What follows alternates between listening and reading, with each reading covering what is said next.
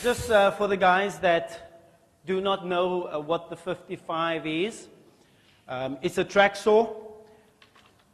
Its best use is on a track.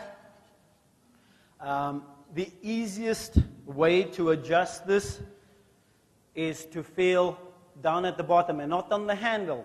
All right? Anything moves if you grab it high enough. Down here, you're going to have some play when you first get the machine. So what you want to do is tighten these thumb screws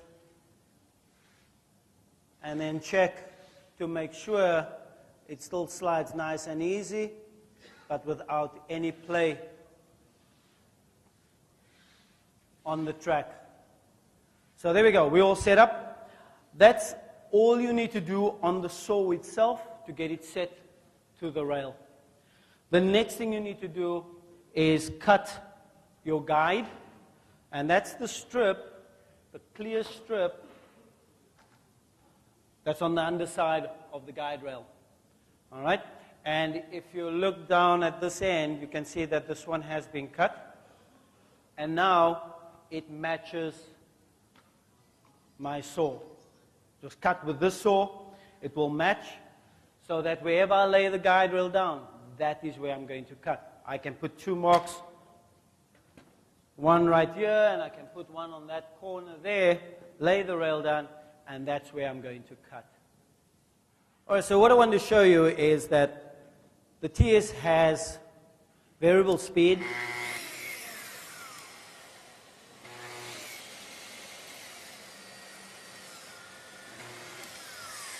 And that allows you to cut different types of material. Change the blade for the correct material you're going to cut. If you cut in acrylics or aluminum, change the blade. But it allows you to cut different types of material. There's not many circular saws out there that allow you to do that. You know, they all just have one speed, and that's the top speed. And then you melt in plastic and, you know, melt in your aluminum even, because it's not designed to cut that way. So some of the changes you'll notice on the machine is a dual scale. And basically we have two different depth settings. And that is to allow you to cut on the rail and off the rail. All right? So for the guys that do flooring, where they want to cut against a wall, they can set this, and they don't need the rail because they run in right against the wall and the floor. They can set this directly from the scale right up here. Okay? The other one, of course, is the way we know it, and that is to run it on the guide rail when you're doing plywood. And then there's also a new piece on here, which is the micro adjustment. So when you are doing something and you want to actually set the depth of your cut, where you just cut in through the material, for instance, again, a floor, and you have concrete underneath there, or a subfloor that you don't want to cut into, you can actually micro adjust so that you just cut perfectly to that surface.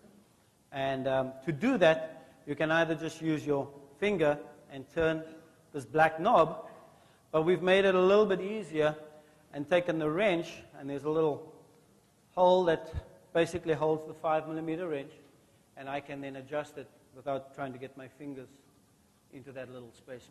Then there's two other items that we've also changed, and we've put this, as you all know, the green little buttons on any of the tools mean they do something. So right here we have a button that allows us to go from -1 to 47. All right? So loosen up, pull the button back, and it drops down to -1. When I lift it up, and you can hear the click, I'll do that again and keep quiet.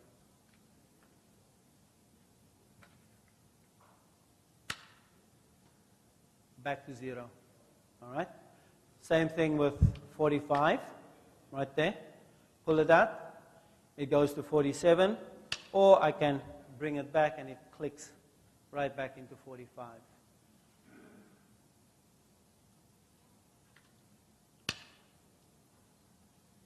Of course, we have the regular fast fix.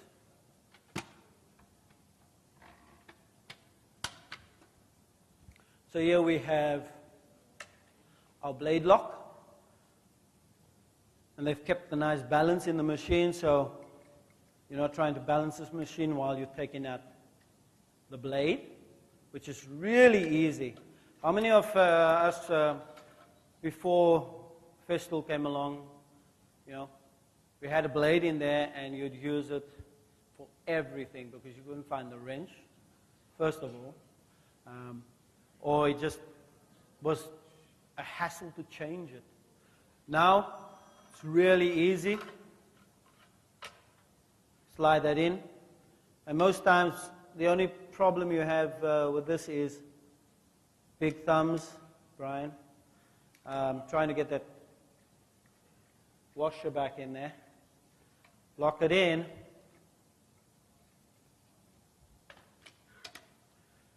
And the wrench stores right on the tool. All right? So once you've got your blade change, you've got everything nicely lined up. Everything is set. On the front, you'll also notice we've changed the guard. We've added this little clear plastic piece. And as you know, Festool loves to have these little guards. We have it on the jigsaw. You have your nice zero clearance right there. So we've added this guard. Now, this is not a zero clearance, but what it does do is it improves your dust extraction. So when you slide this down onto your material, it covers the blade in the front area, but also, if you notice a little plastic piece right there, it covers that dust that normally shoots out in the front as you come into the end of your cut and while you're cutting. So here you're getting all of that protected right next to your splinter guard and the material. Slide that back in. It doesn't affect anything else, of course. You can see the blade. You can see the end of the blade when you're cutting. So if you come into a stop in the sheet and you need to see where the blade is going to end, it's not hiding anything. The second thing they changed was the green splinter guard on the right-hand side of the blade. You still cut this.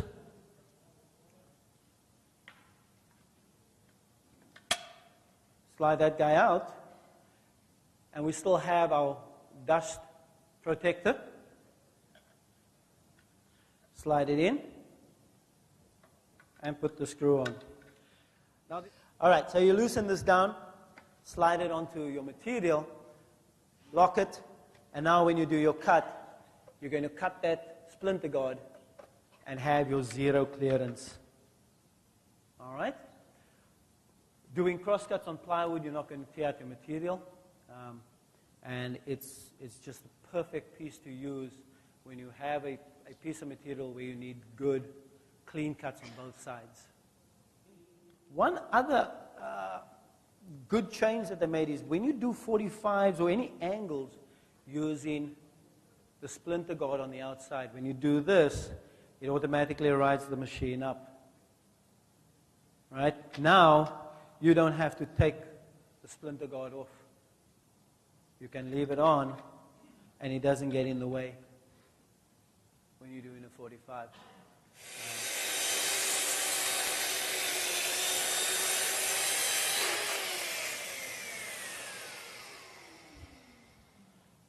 So what do you think? Better?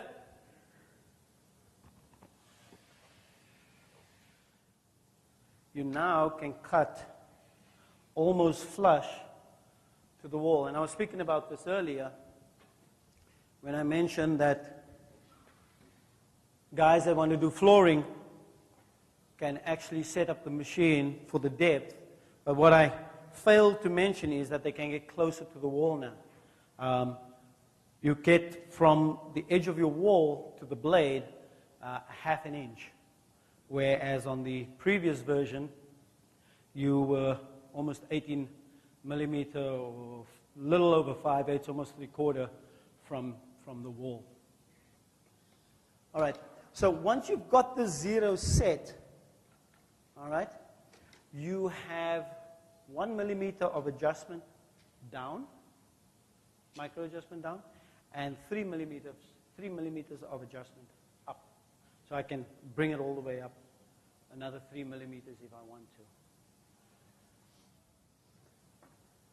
And I'm going to go.